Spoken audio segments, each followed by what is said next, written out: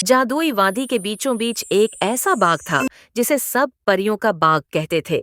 ये बाग आम नहीं था, बल्कि यहाँ के हर फूल में एक रोशनी छिपी थी।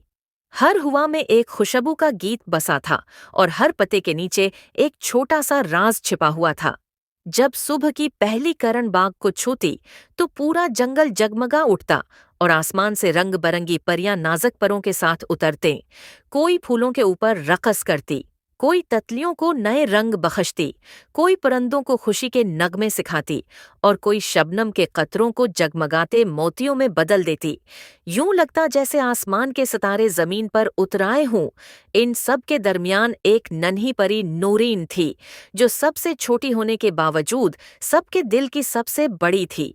उसके परों से नीली और सुनहरी रोशनी फूटती और जब वो हंसती तो हुआ में छोटी छोटी घंटियों की आवाजें गूंजते। नोरीन के पास एक अनमोल तहफा था कि वो इंसानों की दुआएं सुन सकती थी।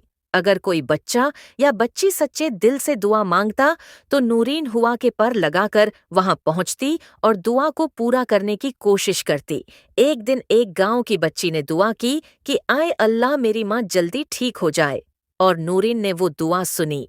वो अपने बाग से जादुई फूल तोड़कर इस बच्ची के घर पहुंची और जैसे ही उसने फूल खड़की पर रखा, बच्ची की माँ की बीमारी कम होने लगी और उनके घर खुशियां लौट आईं।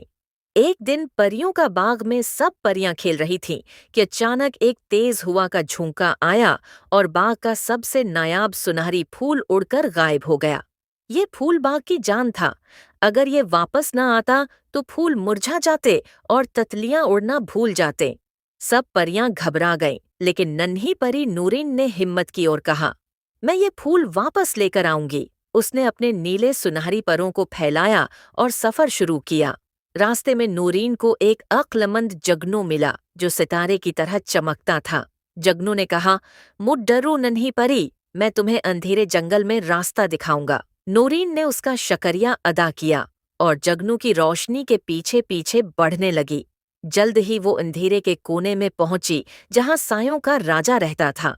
उसने फूल को कैद कर रखा था। सायों के राजा ने नूरीन को डराने की कोशिश की, लेकिन नूरीन ने कहा, अंधेरा कभी रोशनी को नहीं हरा सकता। फिर उसने अपने दिल की पाक रोशनी जगनू की चमक के साथ मिलाई और सारा अंधेरा छुट गया। सायों का राजा भाग गया और नूरीन ने सुनहरी फूल वापस हासिल कर लिया। जब वो फूल बाग में लेकर आई तो पूरा जंगल एक बार फिर जगमगा उठा। तितलियां नाचने लगे, परिंदे खुशी के नगमे गाने लगे और परियां नूरीन के गर्द रकस करने लगे।